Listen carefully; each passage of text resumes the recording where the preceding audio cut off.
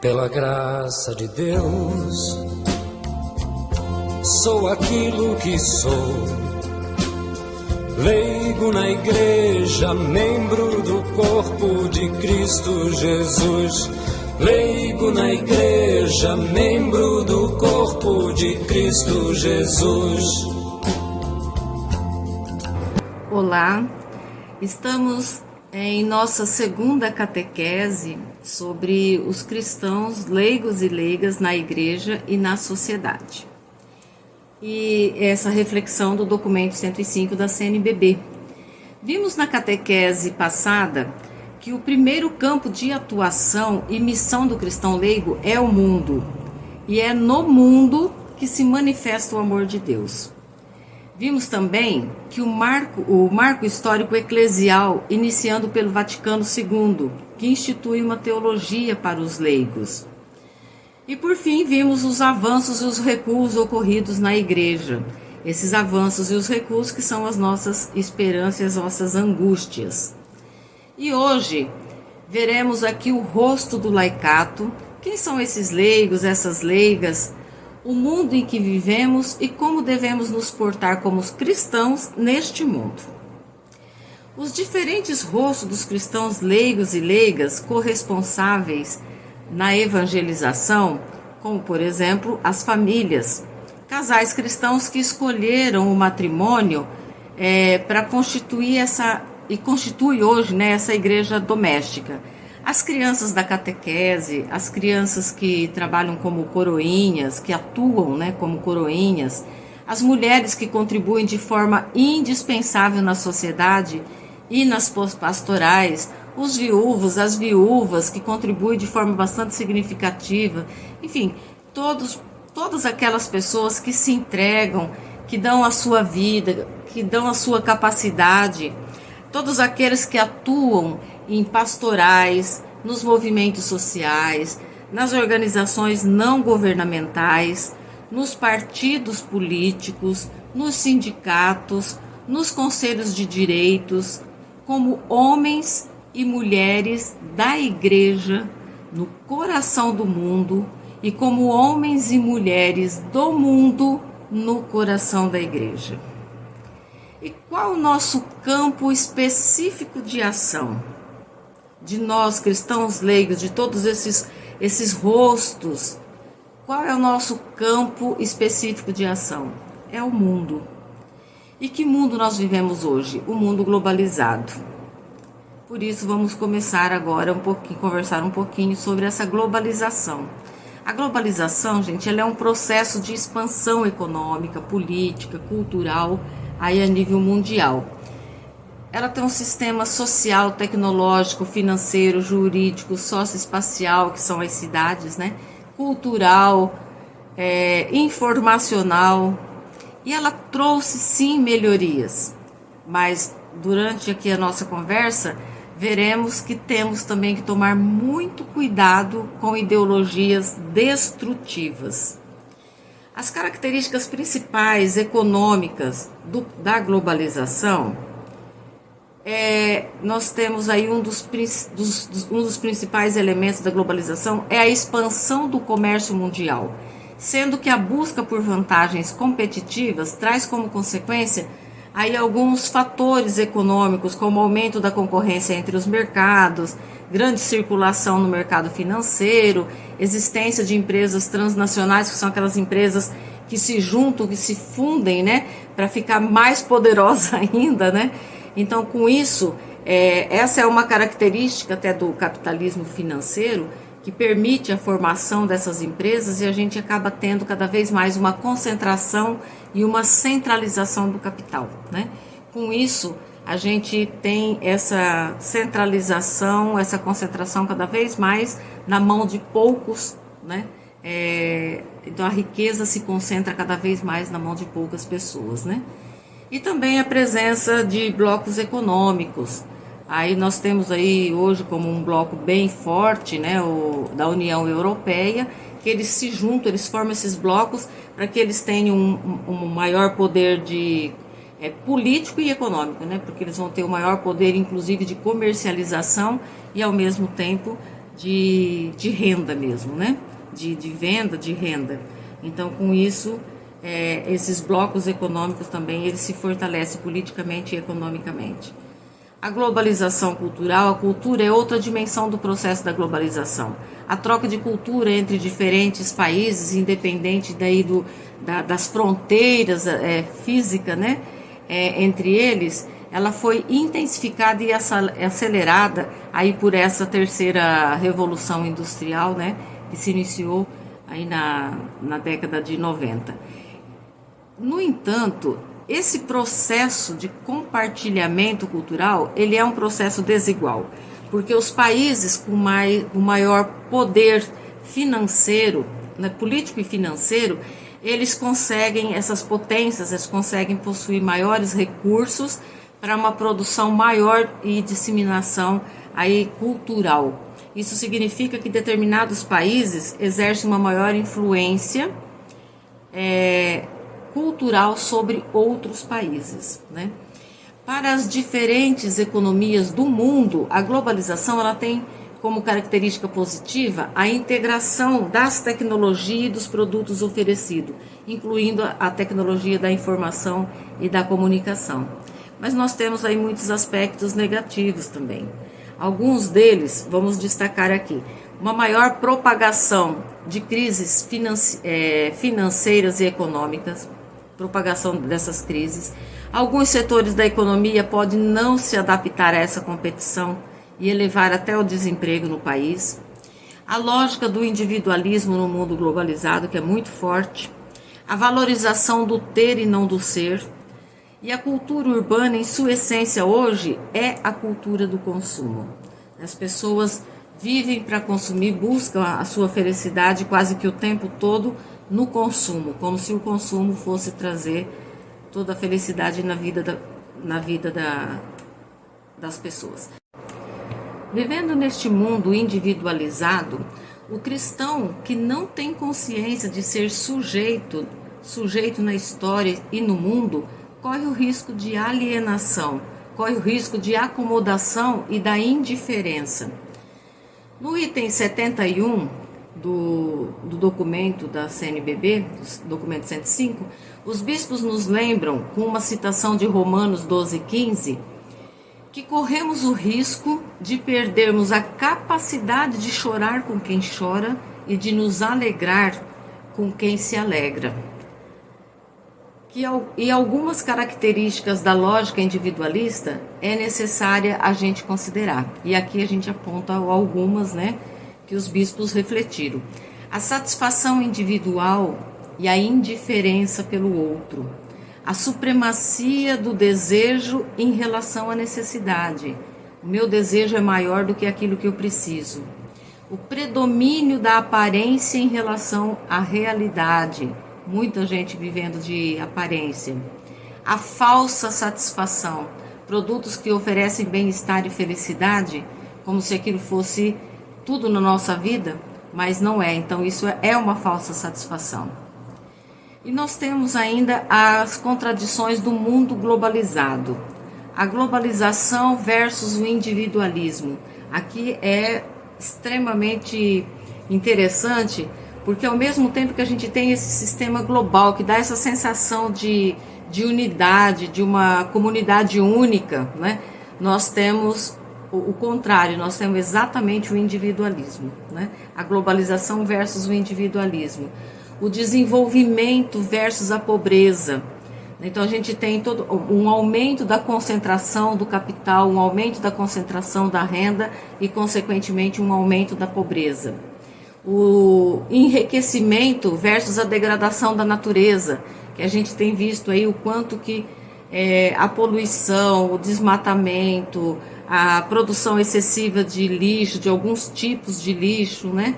Enfim, como que a natureza tem sido degradada, para também a gente ter esse desenvolvimento e esse enriquecimento. O bem-estar de uns versus a exclusão da maioria. Se a gente tem a concentração de capitais, a concentração econômica, a concentração de renda, a gente vai ter o que? O bem-estar cada vez mais de poucos e a exclusão da grande maioria. e também a busca de riquezas versus a corrupção, o tráfico. E aqui, vamos fazer aqui um lembrete, que às vezes a gente, quando fala em corrupção, pensamos logo nos políticos, né? Para nós, corrupção existe só no meio público, mas não é só no meio público, muito pelo contrário. Aliás, se existe no meio público, a gente sempre tem um corruptor que não é público, né? Então a corrupção, ela está realmente em todos os meios, né? Mas frente a toda essa realidade, temos que ter o quê? Alguns discernimentos aqui são necessários, né? E quais discernimentos que são necessários?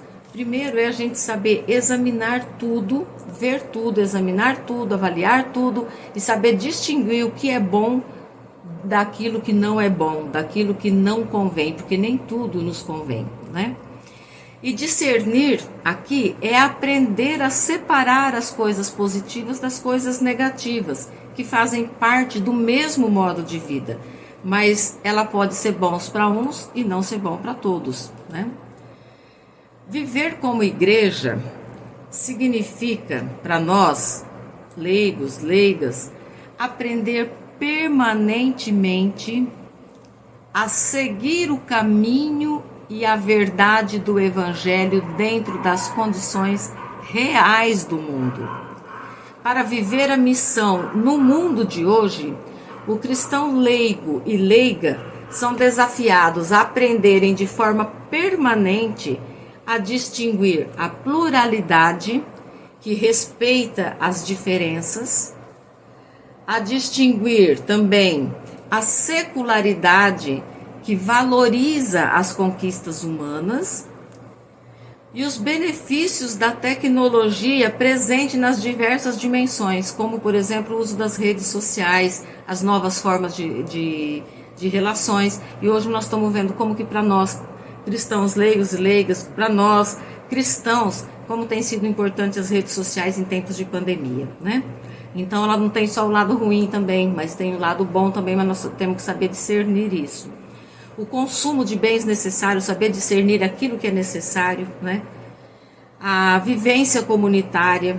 Aí, diante de tudo isso, dessa realidade, os bispos nos trazem que viver e atuar neste mundo globalizado implica em mudança de mentalidade e estrutura. Mudança em nosso modo de conceber a própria igreja, de ver a igreja como um povo de Deus, corpo de Cristo e templo do Espírito. Essa igreja, ela é chamada a ser comunidade de discípulos de Jesus Cristo. Ela é chamada a ser escola de vivência cristã, de ser organização comunitária feita na diversidade, de diversidades. Uma comunidade, ela é chamada a ser uma comunidade inserida no mundo como testemunha e servidora do reino de Deus. Ela é chamada a ser uma comunidade que se abre para as urgências do mundo e se renova em seus métodos, em suas formas. Ela é chamada também a ser uma comunidade que se mostra fraternal, com uma consciência voltada para o coletivo. Não esse individualismo, mas voltado para o coletivo. Uma igreja em saída, de portas abertas, que vai em direção ao outro. É para isso, é essa igreja que nós, leigos e leigas, fazemos parte e somos convidados e chamados hoje para cumprir a nossa missão no mundo, na sociedade. E aqui nós vamos encerrando então esse primeiro capítulo, encerramos aqui essa reflexão sobre o ver e passamos para o capítulo 2, que é o julgar, e será trabalhado aí pela nossa querida Solange Marques, a Sol.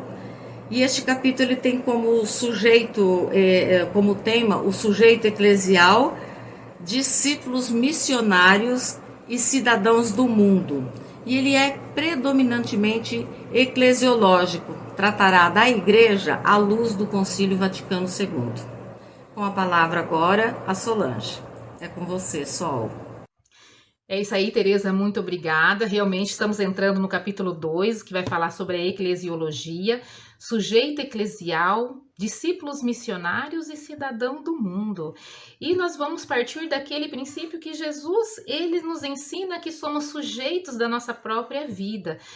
Somos sujeitos livres, sujeitos com autonomia e que se relacionam com Deus, se relaciona com a igreja, com os irmãos, com o próximo, e temos que ter esse amor ao próximo. E quem que é essa igreja? Depois do Concílio Vaticano II, foi dado bastante ênfase quem que seria essa igreja, do que ela é composta? É composta do povo santo de Deus, que somos nós, é composta de Jesus Cristo presente e atuante a todo momento na história de todos nós, e é o templo também do Espírito Santo. Então nós vamos tratar toda essa parte de igreja e os sujeitos, que somos nós que participamos então dessa igreja. Sujeitos livres e que relaciona a todo momento, principalmente ali, ao amor ao próximo. E nesse segundo capítulo, ele vai tratar da igreja que tem uma comunhão na diversidade, uma igreja que tem uma identidade e que tem uma dignidade da vocação laical.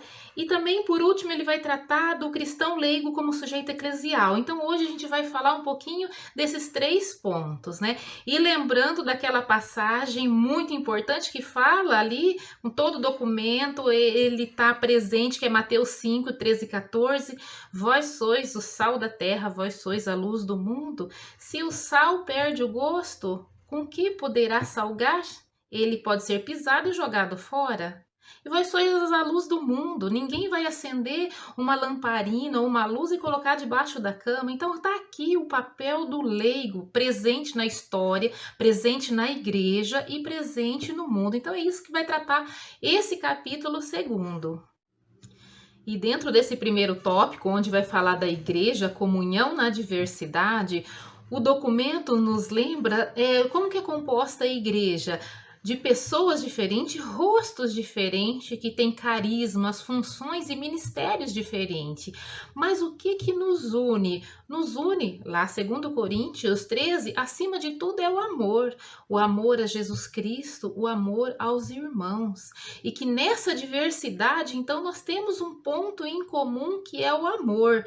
Então, é nisso que o sujeito eclesial ele vai basear toda a sua existência nessa anunciação, nessa evangelização. E ter presente a igreja nesse anúncio de Jesus Cristo, ela implica que o sujeito eclesial, que somos nós, temos que ser fermento nessa massa transformadora, nessa massa que vai anunciar o Deus presente e vivo aqui no meio de nós, o Deus da salvação, e que todos nós temos que nos sentir assim acolhidos e principalmente acolher aqueles que estão presentes aqui do nosso lado, que eles se sintam animados na misericórdia de Deus, se sinta motivado e amado.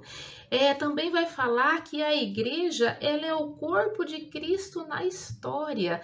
Lá em Coríntios 12, ele vai dar ênfase que nós somos a igreja.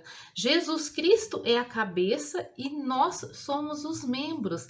E cada membro ele tem sua particularidade. São todos diferentes, alguns com dons diferentes um dos outros, mas que todos são muito importantes para a formação desse povo de Deus.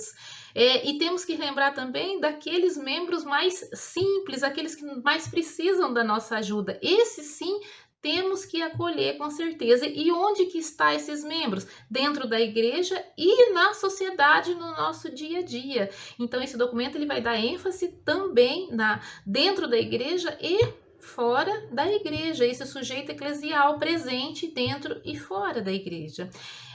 Relembrando também que essa igreja, essa diversidade, ela inicia lá na vida cristã e fala muito dos sacramentos, o sacramento do batismo, ao qual a gente é inserido e aceita ali pelas águas do batismo, a gente é renovado e aceita e entra na vida de Cristo como aquele agente que é o anunciador do Cristo vivo.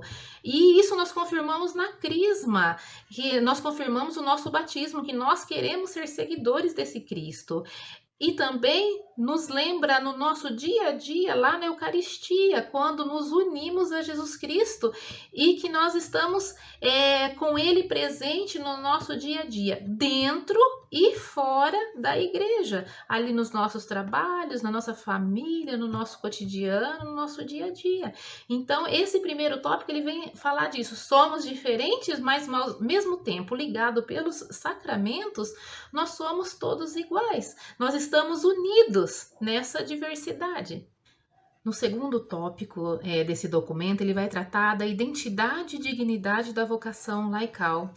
Aqui ele vai retomar que a igreja é composta por diversos membros ligados ao Cristo, que é a cabeça dessa igreja. E o documento busca lá em Gálatas 3:28, onde diz que não há judeu nem grego, escravo nem homem livre, homem nem mulher.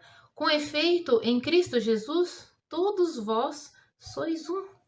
E esses leigos e leigas que compõem a igreja, Pio XII já afirmava que eles estão na linha mais avançada da igreja e que nesse contexto a igreja é a linha mais avançada da sociedade. A igreja é o princípio fundamental da sociedade.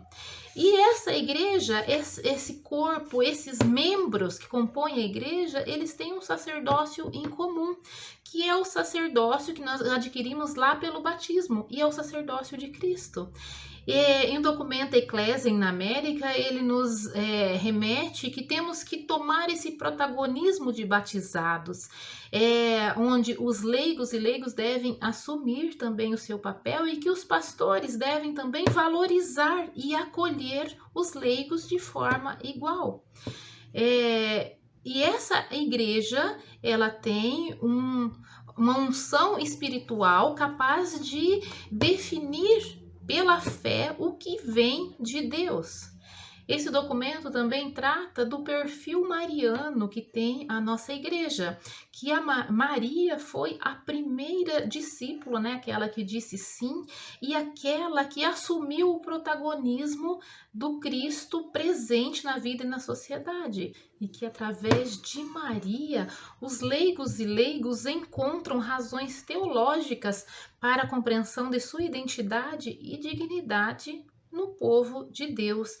E esse povo que tem vocação universal à santidade, já lá no Concílio Vaticano II, ele dá ênfase que a vocação universal à santidade advém de Cristo, que é a fonte de toda a santidade. Então nós, como leigos e leigas, nós temos que ter esse princípio da santidade.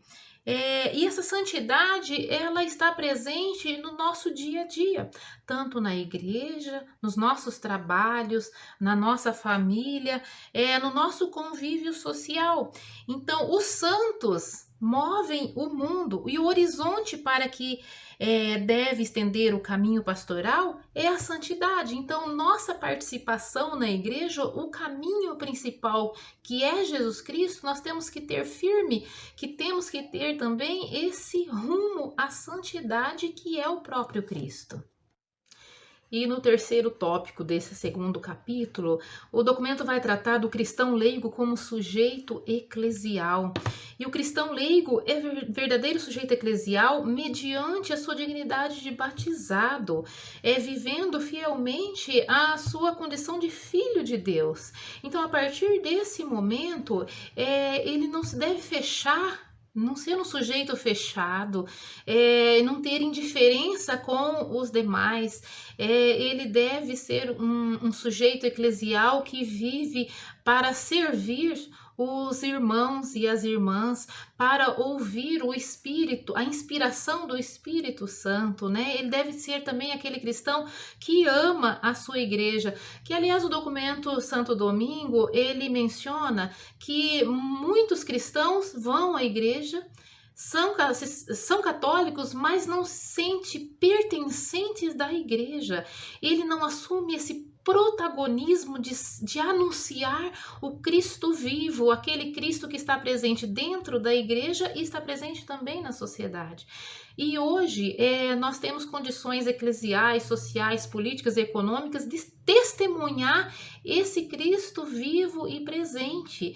E temos muitas instâncias ali dentro da igreja que permite que nós temos ali a formação adequada para entender que esse Cristo, ele precisa ser manifestado também na sociedade, além desse fechamento intra-igreja. Então, é nisso que o documento ele vai tratar esse sujeito eclesial. E vai lembrar também a liberdade, autonomia e relacionalidade desse sujeito leigo, sujeito eclesial. É para a liberdade que Cristo nos libertou, Gálatas 5:1. Libertou o quê? Somos criaturas novas, cristão livre da escravidão e do pecado e da morte. Ele é um cristão livre, enquanto toma sua consciência de nova criatura, que se tornou livre em Cristo e da realidade na qual está inserido. Ele é autônomo, por quê? Que ele é capaz de decidir por si mesmo. E ele também é relacional, porque ele se abre aos outros e ao mundo, e dessa maneira ele descobre-se o quê? Responsável por si e pelos outros. Então, ele tem esse relacionamento integral e integrado com Deus, com o mundo, consigo mesmo e com os irmãos. E sempre levar assim, que Deus está em tudo e em todos. É na igreja e como igreja que o cristão leigo vivencia a sua liberdade, a autonomia e essa relacionalidade. A propósito também, o documento Santo Domingo, ele recomenda que o conselho de leigos, o conselho do laicato, ele traga essa abertura também para o diálogo, para a união, o lugar de encontros e serviços para a construção dessa unidade, dessa espiritualidade e dessa organização do laicato também, né? Num segundo momento, ele vai tratar da maturidade dos cristãos leigos, que é a partir da vivência dentro da igreja como cristão batizado, que vivendo esse protagonismo na igreja é que vai amadurecer a sua fé e que daí o cristão leigo ele tem o dever de anunciar então esse Cristo vivo, sem corações mesquinhos, né? Como diz Papa Francisco, e sem uma consciência isolada.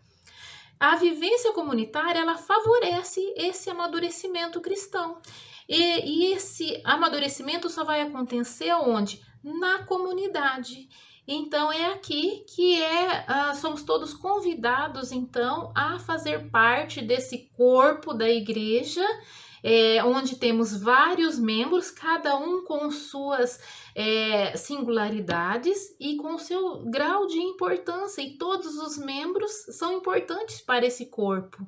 E todos nós, como batizados, teríamos que testemunhar esse Jesus Cristo e estar disposto também a segui-lo, sabendo de todas as consequências da escolha de seguir a Cristo. Então, nós, enquanto sujeitos batizados, participantes da igreja que somos de Cristo, nós temos que ter definidos ali que nós temos, como sujeitos maduros que somos, nós temos as consequências das nossas escolhas. E se escolhemos essa convivência saudável, esse diálogo, essa harmonia, essa organização, com certeza a gente estará no caminho ali da santidade. Mas nós temos também entraves, a violência do cristão como sujeito na igreja e no mundo. E aqui o documento, ele cita como primeiro entrave a oposição entre fé e vida. Por fé, entende-se tudo aquilo que relaciona ao mundo espiritual, ao culto, aos sacramentos. E no outro lado estaria a vida comum, que é o trabalho, as funções, os compromissos familiares, a educação dos filhos, o mundo da política, etc. Porém, não podemos separar a fé da vida, mas, pela fé, viver e realizar as ações consequentes para a revelação da expressão do reino de Deus na história. Tem também outro entrave, que é a oposição entre o sagrado e o profano. É precisamente no mundo da vida que o amor de Deus se manifesta. Jesus não frequentava apenas as sinagogas, mas também atuava nas barcas, nas margens dos lagos, nas casas, nas cidades, nos caminhos. E ele não viveu isolado. Então, os cristãos não devem se isolar no que é considerado sagrado. Ao contrário, devem aprender a integrar e relacionar todos os espaços da vida, descobrindo aí os sinais do reino. Um outro entrave também pode ser a oposição entre a igreja e o mundo. Para muitos, a igreja é vista como um refúgio, uma arca de salvação, um lugar para o encontro com Deus, enquanto o mundo é um lugar de pecado, de perdição, de maldade. Não se nega que o mundo é uma realidade ambígua, mas também desafia-nos a entender que a missão da igreja é abrir caminhos de vida em meio aos avanços e conquistas, mesmo no interior das situações de violência, de perseguição e de morte do mundo. O ministério da encarnação nos ajuda a entender ainda que a espiritualidade cristã é encarnada, martirial e pascal. Um outro entrave é a oposição entre a identidade eclesial e o ecumenismo. Desde o Concílio Vaticano II, o magistério da Igreja vem insistindo que sem o espírito ecumênico não se pode evangelizar. A divisão dos cristãos entre si é um estado de fato grave que chega a afetar a própria obra de Cristo. É necessário, lá como João 17:21 indica, é necessário que sejamos um só. Então, é necessário que todo cristão ele busca a unidade entre todos os membros, independente de uma igreja ou outra, mas que haja então esse ecumenismo para que formemos esse único corpo de Jesus Cristo. O documento finaliza nesse capítulo, né, nesse tópico, na verdade, né, que a gente não está terminando ainda o capítulo, que o Papa Francisco, ele menciona que apesar de se notar uma participação de muitos nos ministérios laicais, esse compromisso não se reflete na penetração dos valores cristãos no mundo social, político, econômico, e muitas vezes ele limita só no âmbito da igreja. Então, é necessário sair dos muros da igreja e entrar nesse mundo real da sociedade. E, como cristão, participar ali, superando as entraves que tem e assumindo esse nosso protagonismo laical, ao qual, como sujeito eclesial, nós recebemos lá no batismo. Então, encerramos aqui esse encontro, mas não terminamos ainda o capítulo 2. Ainda nós temos um caminho que será percorrido ali no próximo encontro. A gente agradece a vocês toda a atenção que tiveram e agora convida Maria de Fátima para fazer ali uma oração final com a gente, né? Para que a gente tenha uma semana abençoada e nos encontramos na próxima semana. Muito obrigada. É com você, Fátima. Olá, continuando então a nossa catequese maravilhosa, com a participação da Teresa e da Solange, quero fazer um convite para você. Você já pensou que você pode ser a mão, o coração, a boca de Jesus para uma pessoa? E é isso que nós somos, é esta consciência que nós temos que ter. Que nós representamos Jesus na essência e para isso temos que ser coerentes. Deus te abençoe. Glória ao Pai, ao Filho e ao Espírito Santo, como era no princípio, agora e sempre. Amém. Glória ao Pai, ao Filho e ao Espírito Santo, como era no princípio, agora e sempre. Amém. Glória ao Pai, ao Filho e ao Espírito Santo, como era no princípio, agora e sempre. Amém.